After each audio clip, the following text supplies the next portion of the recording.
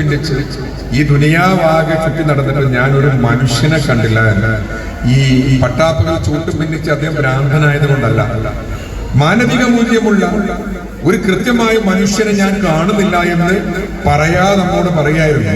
PT. Abdurahman എഴുതി, മനുഷ്യനെ സ്നേഹിച്ചു നോക്ക്, മനസ്സിനകത്തൊരു പള്ളിയുണ്ടാക്കും, അതിലേത് ജാതിക്കും കേറാമെന്നാക്ക്, അതിൽ വേഗം നിസ്കാര പായ വിരിക്ക്, പടപ്പോട് പിരിശത്തിൽ നിന്നോടി, പടച്ചോന്റെ കാരുണ്യം കിട്ടുന്നത് കണ്ടോടി, അന്യോന്യം പോരാടി നിൽക്കേണ്ട, പൊന്നാലെ ക്ഷേത്രങ്ങൾ പള്ളികൾ തീർക്കേണ്ട.